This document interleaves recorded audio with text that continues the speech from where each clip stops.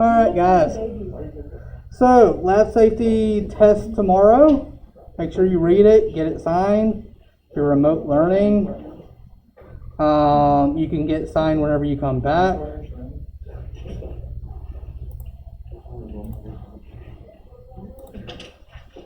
So lab safety is very important.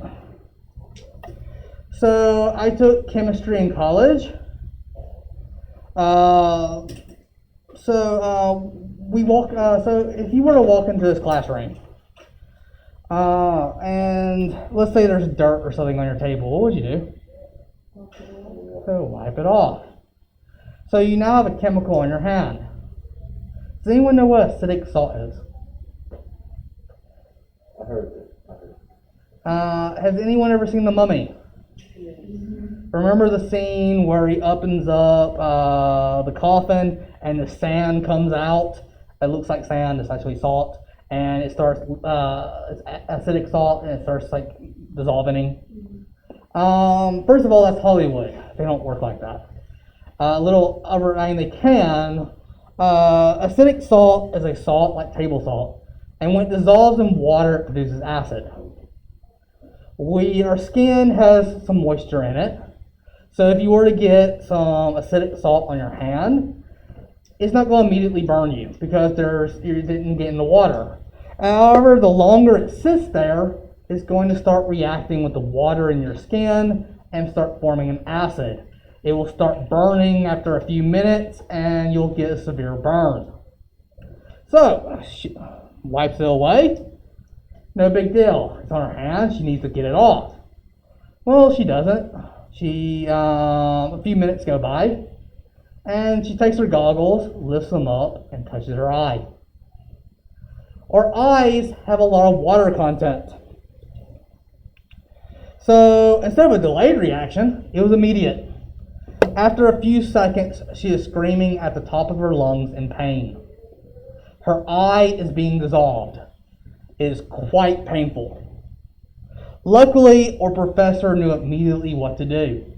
He is trained on lab safety and told us all to get back, and we backed up to the other side of the lab. He grabbed the woman, took her to the eye watch station, put her head down into it and turned it on, and we sat there and watched as water shot up into her face.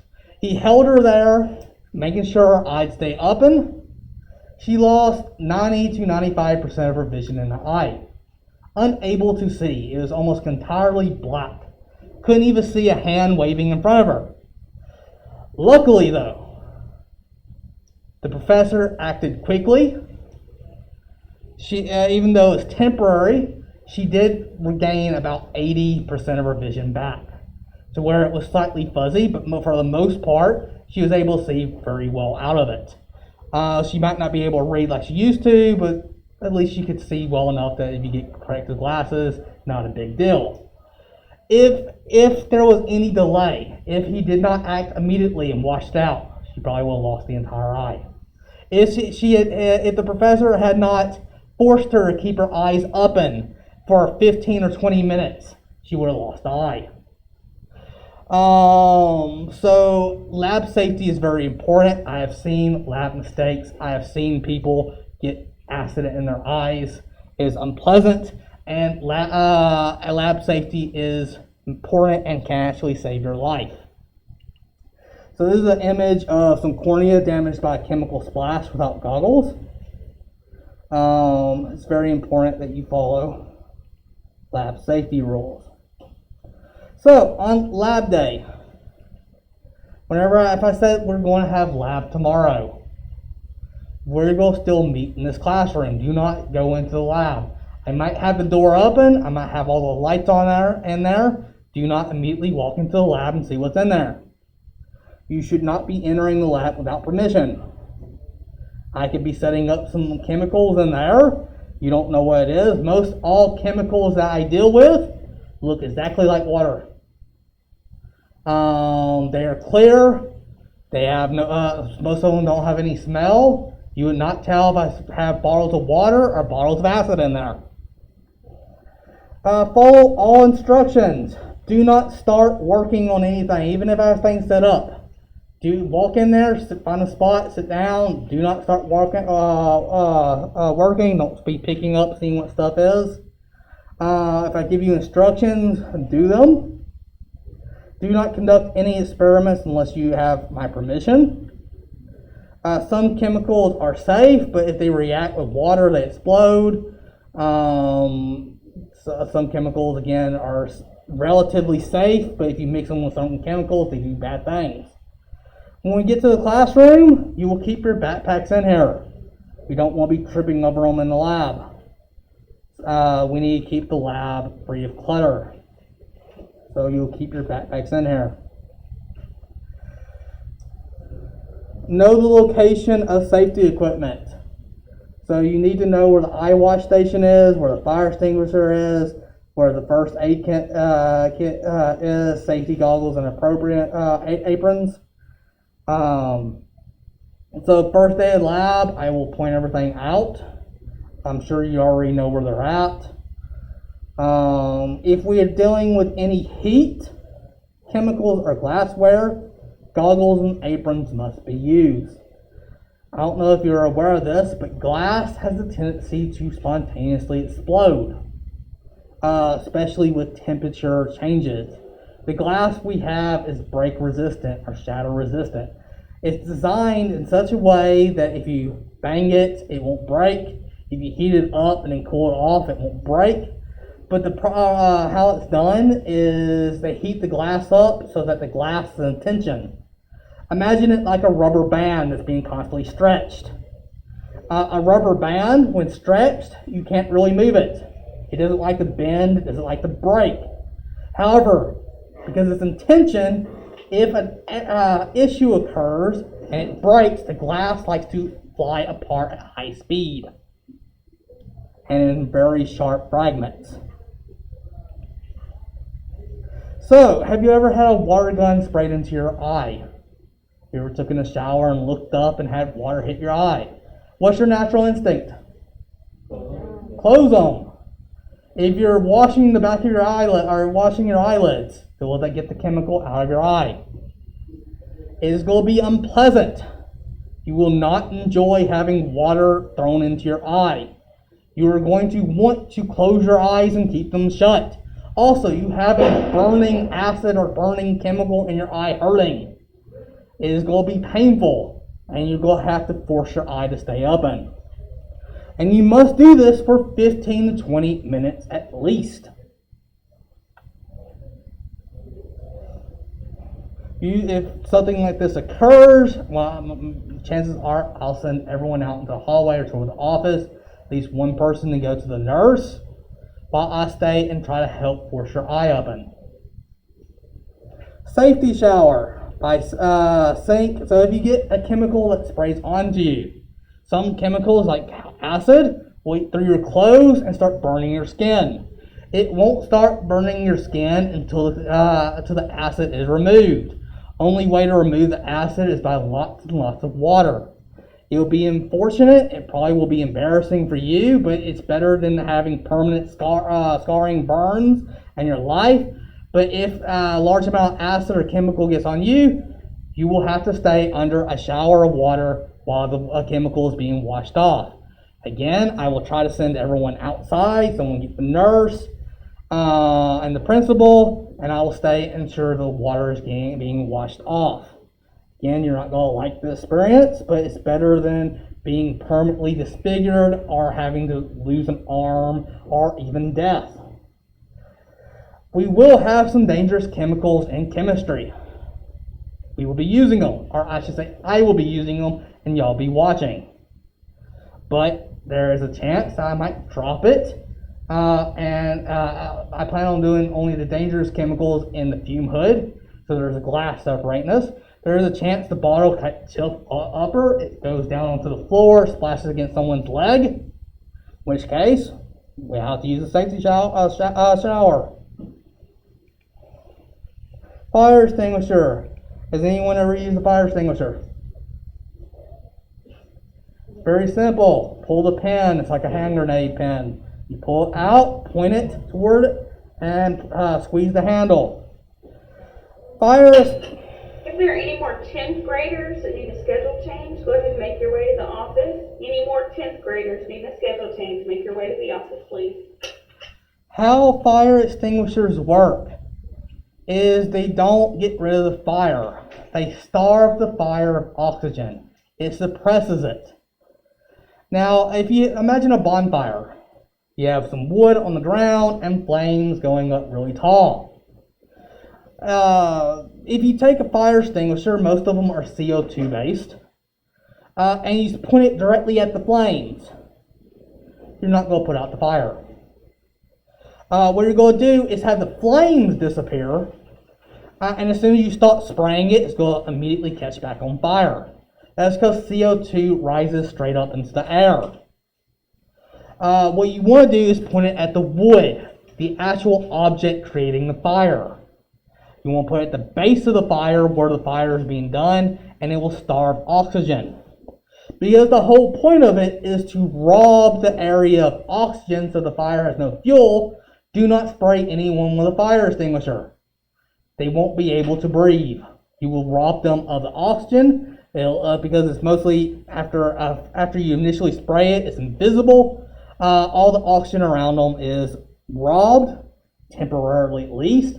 But if they breathe in a lot of it, if they breathe in a lot of CO2, it'll be quite a little bit before they're able to exhale all the CO2 to get the oxygen in.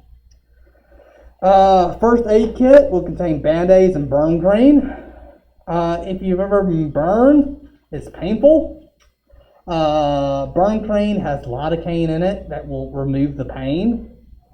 It also has some chemicals. Usually they have chemicals that will try to help reduce scarring. Fire blanket.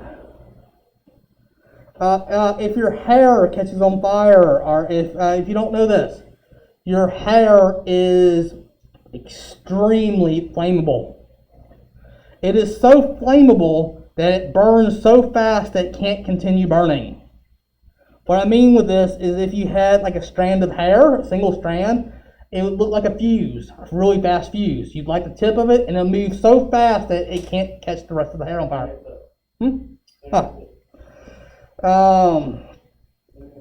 So if you were to take the base of your hair, catch it on fire, it could quickly rush up and your entire head will be on fire. Usually though, what happens is you'll see long strands of hair, you catch it on fire and it'll rush up and done it, but it is extremely flammable. If your hair is on fire, or if your clothes are on fire, clothes are also flammable. You would take a fire blanket and put it around them and try to smother the fire. You do this for small fires or if the fire is on a person. Do not take a fire blanket and put it around a person's neck and face and squeeze, getting the hair out. We're not trying to suffocate the person, only the fire. Exits. You should know where the exits are. So how would you decide to use a fire extinguisher, a fire blanket, or shower to put out a fire? So when would you use a fire extinguisher? If an object catches on fire. Yes, so if the table catches on fire, You go if the table. if the ground is on fire and it's large. Yeah. So if it's a large area, if the whole lab just bursts into flames, you're obviously not going to walk into a flaming room with a little tiny blanket and start patting it down. Fire blanket, mostly for a person. You don't want to go over to a beaker full of chemicals. There's a fire break up, and then take the blanket and just breaking all the glass everywhere. Usually it's only for a person. Or if a small amount of alcohol got on the floor and there's a small fire on the ground where it's safe to throw a blanket on. Shower. When would you use the shower to put a fire out?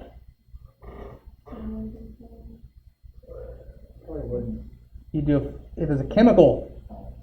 If it's a chemical fire, some like acids, they react and get super hot. That's what's burning you. That's why it's called a chemical burn. They can actually get so hot they catch things on fire.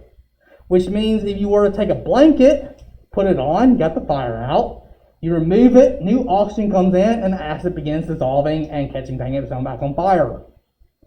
So in case of a chemical fire, you would probably want to shower it with water, but also at the same time, some chemicals react with water and explode.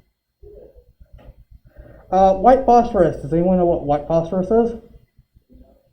It's used by the military. It's, I think, banned by the Geneva Convention. White phosphorus is a chemical that will continue to burn even if you put it in water, even if you smother it with a blanket. You put the fire out, but the moment you lift the oven, it starts burning back again. There's nothing you can do except for let it continue burning. We won't be dealing with that, but just know that there are chemicals. Is that what's in thermal grenades? Depends. Thermal grenades can be white phosphorus. Some of them is thermite. Thermite is just iron and aluminum. So, some chemicals are relatively safe. Meaning that you can, like hand sanitizer. Have you all used hand sanitizer? Did you die? It's safe. Doesn't taste good. If you drink it, it is poisonous. Like after you like try to get something out of your shoe. Okay. So there are some chemicals that are safe to handle, but are highly poisonous if you ingest them. So if you touch some chemical, and then touch some food, and then eat that food, you could die. CDC in the last few weeks, because the requirements of so many people want hand sanitizer that companies are not following safety regulations. They are producing alcohol, so most hand sanitizers are just some form of alcohol that contain high and dangerous levels of methanol. So you probably heard of ethanol. Ethanol is a drinking alcohol. Methanol is chemically similar. They're very, very close to each other. They have almost all the same properties. Methanol and ethanol. The difference is methanol is highly poisonous.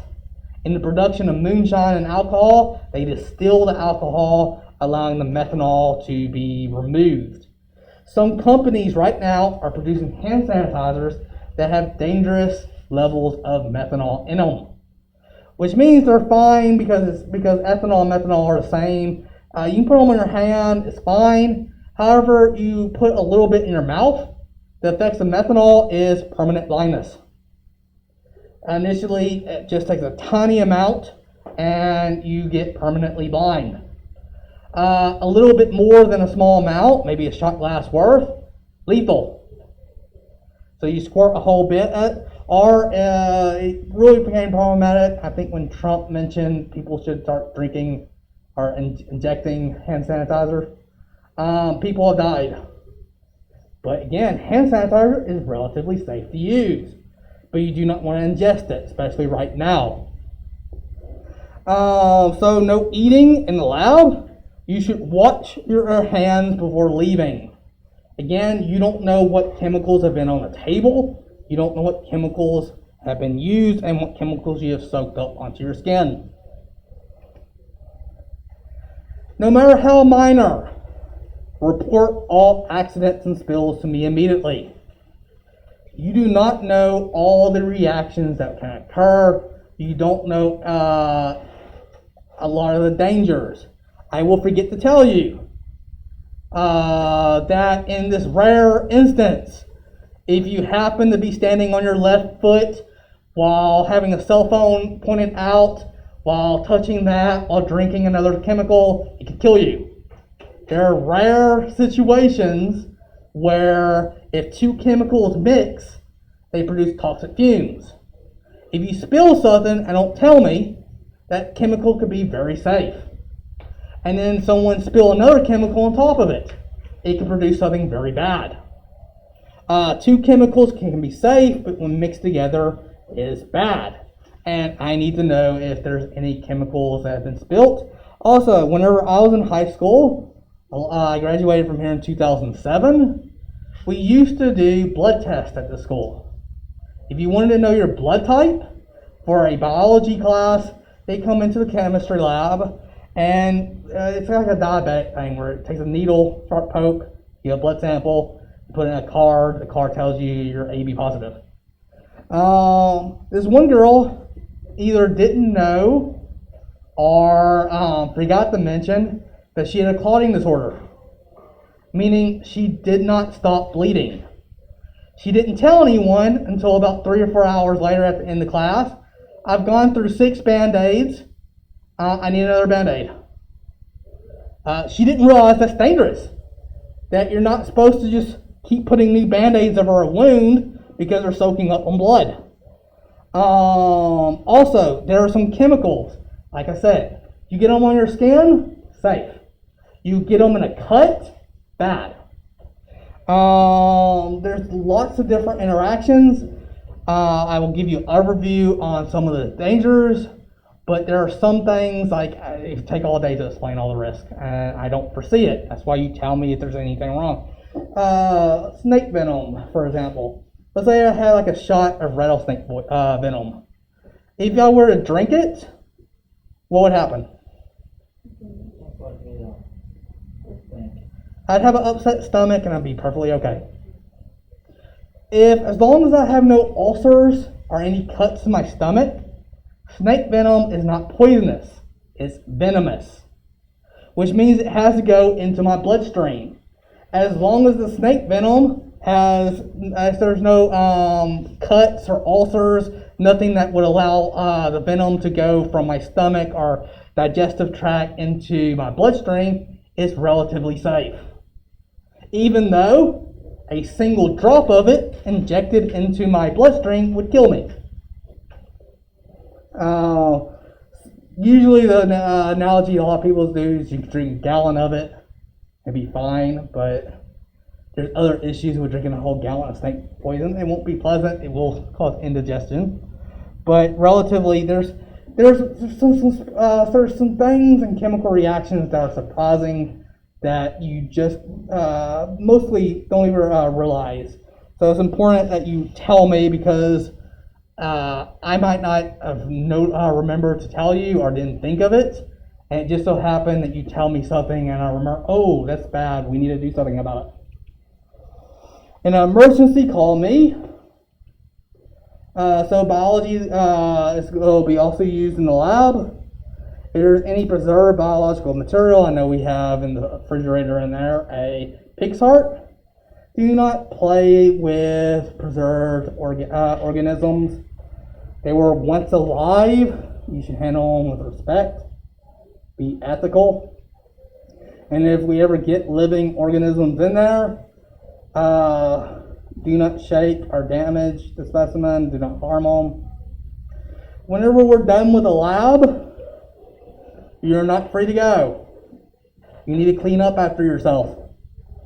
So when I say we're done with the lab, you need to clean up. And when you're done, when your group is done, raise your hand. I'll come over and check. Make sure you have chairs up. Then I'll tell you to come back in the room. We don't want to leave chemicals and everything in the lab. We need to make sure everything is clean. Disposing of lab materials. So when I was in high school here, it was like during the 10th or 11th grade. In chemistry, it wasn't my class, but the class after mine. A bunch of people poured chemicals down the sink. It was at the end of the day, I think it was 7th or 8th period. No big deal. We come to school tomorrow, the bathrooms are flooded. They mixed like bacon, you know the volcano experiment? They basically put baking soda and vinegar down there, a lot of it.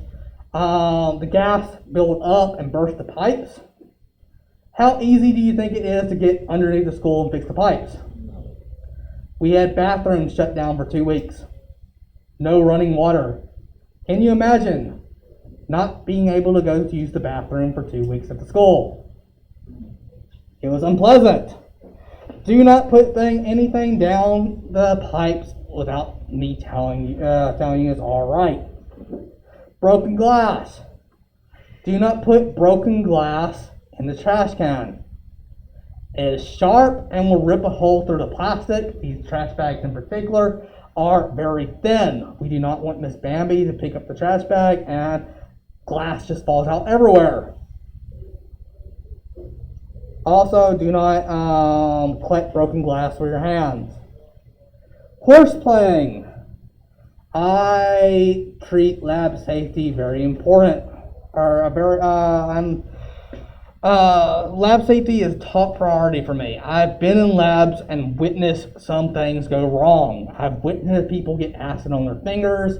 I've witnessed things explode. I've seen someone get acid in their eyes. It's not fun. It's always worrisome. So horse playing, if you are horse playing or fooling around, I will ban you from the lab. You will go to either the office or ISS room and write a really long document detailing what you will learn if you participated in the lab experiment, what the lab was about, what it was trying to demonstrate. I will make it as unpleasant as possible. I will grade it. You will get a grade for how well you wrote on it, and everyone else would probably get a free 100. So no horse playing or fooling around in the lab. So looking at your contract, wash your hands before leaving the lab. You don't know what chemicals, even if we don't do any chemicals, even if we go in there to look at water, just sit there and look at it. You know, if you sat down at the table and touched the table, you have no clue what chemicals have been used previously in the day, or even yesterday if it wasn't cleaned properly.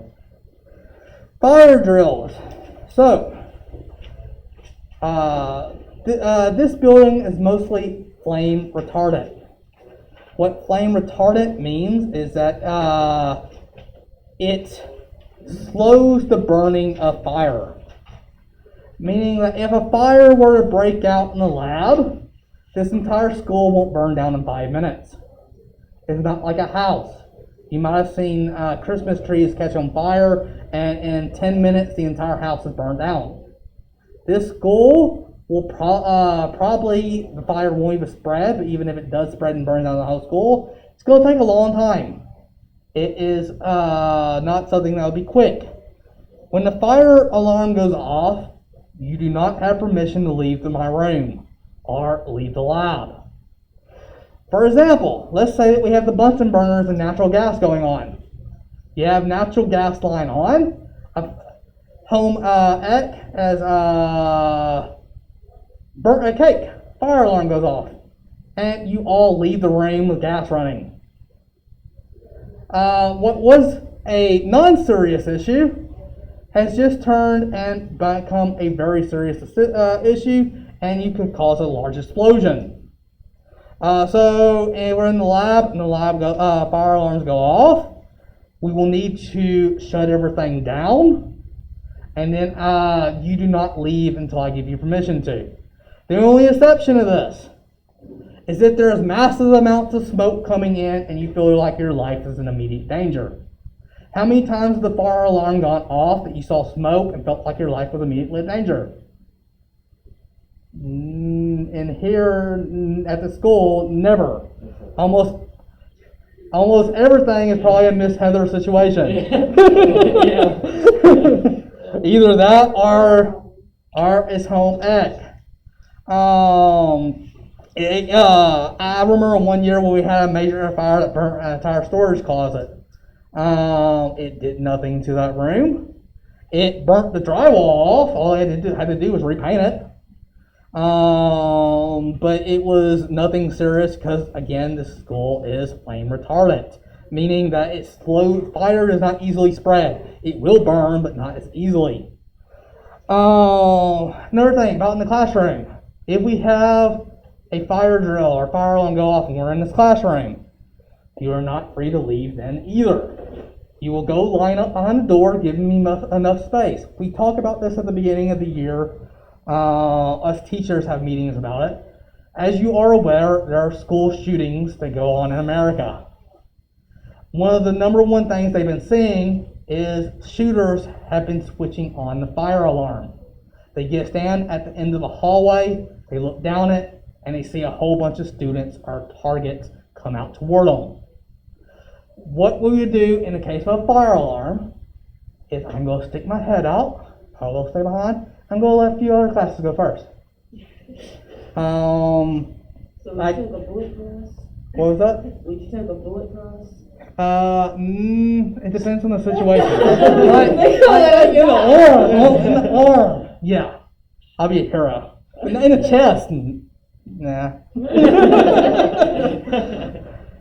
But I'm gonna look around and see if it's safe. Again, unless there's fire and smoke immediately coming. Like if this whole side of the hallway is on fire, yes, I'll tell y'all to run. We're gonna go down toward the cafeteria. Is our exit strategy. So goggles and aprons. Remember that anytime there's glassware, anytime there's fire or heat, or chemicals involved. Does anyone wear contacts? No one? Have y'all ever played with super glue? Super glue. Cyanoacetate is the chemical name, I believe. Have you ever used super glue and your eyes irritated? You were doing it improperly. So super glue is highly volatile. If you were wearing contacts, you might have been really bad situation occurred. I'll explain it in a second. But cyanoacetate or super glue is highly volatile. Means that evaporates really fast. That's the reason why when you open the bottle and then close it, you see a white mist around it or a white pattern, or when you glue something you see white. It's because it's evaporated off and landed on the surface, and it mixes with water. It's the reason why when you open it and then close it, you'll see that it's white around it. You also see that it stays a liquid because there's no water in there. It needs water in order for it to work. Because it produces vapors, you're supposed to do it in a well-ventilated room, and you're not supposed to stand over it. You're not supposed to be looking down like this. You're supposed to have out so that the vapors rise up. But a little bit's not going to hurt. You get a little vapor inside your eye. It'll sting a little bit. It'll irritate your eyes, but it's not going to do anything. Usually, if you get a lot, yes, because there's a lot of water in your eye, and it'll immediately start forming on your eye. But a little bit's not going to do anything. The only exception is if you have contacts. You can super glue your contacts to your eyeball. It's not pleasant to try to have that happen. You don't want to rip your cornea off. Some chemicals will dissolve contacts and stick it to your eye another way. So if you wear contacts, inform me on your contact list. You might prefer on lab day not to wear contacts, but you need to wear goggles anyway. Clothes and hair. So hair likes to soak up a lot of nasty chemicals. If you let your hair dangle over a table and it rubs up on a table, all the little dirt and mites and anything on it, dead skin, anything on it, likes to really attract. Your hair has a static charge. It likes to grab hold of little tiny chemicals, bind it to it, and just hold on to it. Cotton sweaters, same thing. Cotton long sleeve shirts like to really soak up chemicals. So in the lab, your hair has to be tied back. If you have a sweater on, you need to roll it up or take it off. Because some chemicals don't really do anything at first, but if you keep it on you for several hours, it will do something. Eye wash again for 20 minutes. Smelling and touching chemicals. So, do y'all know how to waft? So, funny story, I was in speech class, and because I'm such a science nerd, I decided to do a speech on the hydrolysis of water. Basically taking H2O, using electricity to break the H2O and oxygen apart, producing hydrogen gas and oxygen gas. Water doesn't conduct electricity, pure water doesn't. So you need an electrolyte. I decided to use the most common electrolyte in the world, table salt. Table salt is sodium and chlorine. Chlorine gas is very dangerous. Whenever you breathe it in, it mixes with water to produce hydrochloric acid. Hydrochloric acid will dissolve your lungs, and make it where you can't breathe. The Nazis used it to kill millions of people. It's a chemical weapon that's banned. But in small amounts, it just really burns your lungs. So it's relatively safe to do in a room. If you breathe it in directly, it'll hurt a little bit, but it's not going to really badly do it because I'm not producing that much. I'm only using it as electrolyte to make water conduct. But I commented during the class when I'm giving my speech that you can smell while it's running chlorine being produced. It smelled like a swimming pool. The professor was curious and leaned over and put her nose over the water bottle and took a deep breath. She stood up, her lungs shut down, and she stammered backward, almost passed out. There are going to be situations where it's relatively safe, as long as we have well ventilation. But if you put and take a deep breath of a chemical, it will cause you to pass out. You'll fall backwards, bust your head on the side of the table, and might seriously injure yourself. So don't directly smell chemicals, as they can cause you to pass out or damage your lungs. Again, broken glass. Don't touch glass with your hand. Broken glass with your hand is sharp, and put it in the cardboard box marked glass sharpware.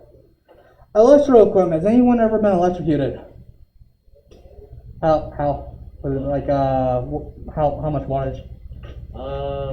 I've been shocked several times. So, when I was little, it was like a slinky electric fence, and the electric fence was powerful enough that I couldn't let go.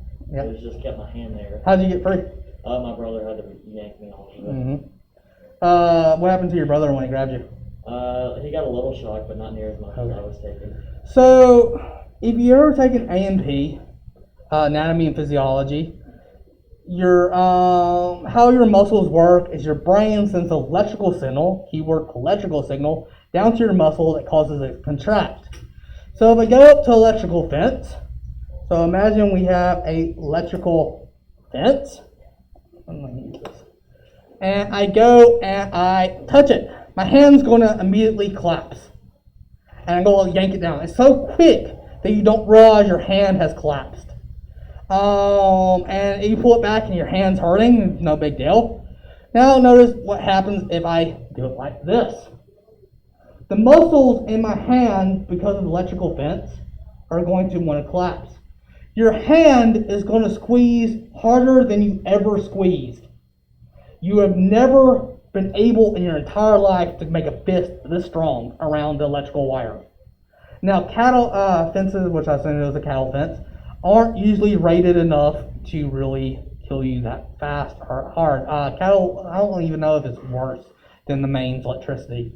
Because technically you can stand there for about 30 minutes while you slowly die. This will kill you a whole lot quicker. But if you touch the main bar right here and you were to get in a situation where you're holding it, you are paralyzed. You cannot move, you can't do anything. How painful was it? Pretty painful. I mean, I felt it all throughout my body. Yeah. Going through it. So again, cattle wire usually isn't ranked because we make bets to touch it all the time. So we didn't know to grab it. But the main wire is lethal enough to where you touch it, you're going to experience the most painful sensation you felt in your entire life. It is going to be throughout your entire body. So imagine being stabbed everywhere in your entire body as you're sitting there frozen, unable to move. You're going to watch your hand turn black and char, and because it is being burned, you're going to see your hand start smoking.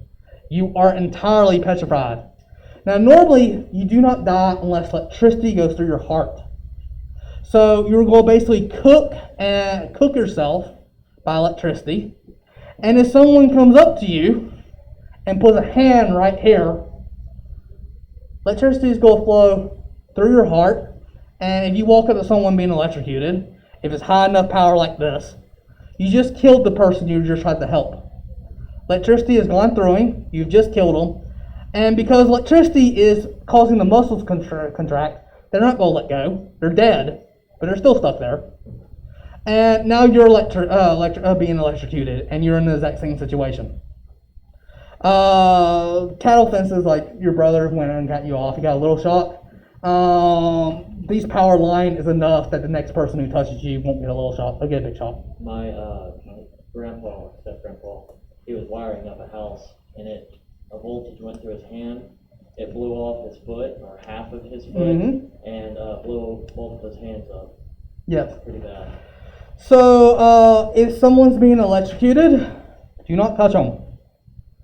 Take a stick or some non-conducting material and push them off. If you have to run up and get them, you're not going to go and push, because the moment you push, you're paralyzed. If you could try to do it, but that's still not good, because they're going to be holding on to it for dear life. The normal strategy is if you don't have anything to push and hit them off, you want to try to hit the hand, and or somehow if you have a hook, grab them and pull them. But running tackle, think of football, so that if you hit them and they're still holding on and you don't do it, you still fall forward even though you're paralyzed during it.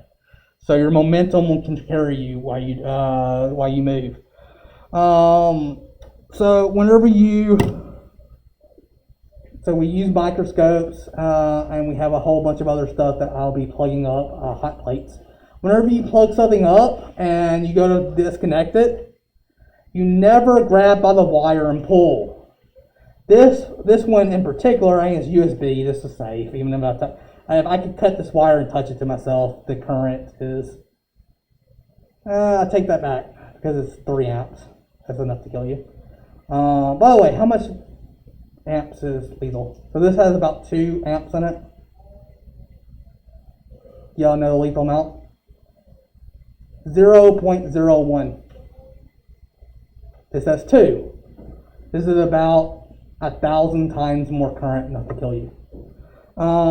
Thing is, the wires aren't thin enough, or wires are too thin. But this is cloth, which means this can pull back. So if I grab it like this and pull, you could rip the cloth off or the plastic and expose live wire and touch it. Always grab right here. They make the plug-ins really thick, and how they're wired, there's no really too much wiring right there. You grab it like this and you pull. Also, when you're grabbing like this and trying to get it off there, if your hand were to close shut, you're no longer holding it. Whereas if you hold it like this and pull, you're in a death grip already. Chip glassware. So we have Pyrex glass. It's glass that is supposed to be break or shatter resistant, and it's supposed to be able to take high temperatures. Imagine a rubber band. How it works is the glass molecules are in tension. They're really tightly pulled.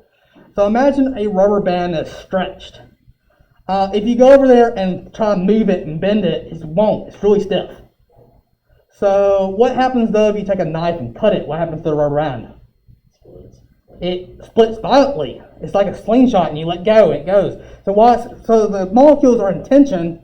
It makes it really resistant to breaking. However, if it does break, it explodes, sending glass fragments everywhere. If there's a single chip, if there's a crack in the glassware, it is no longer safe. And how it's designed is a chip and glass. I guess that's it for today. We're going to have a test tomorrow.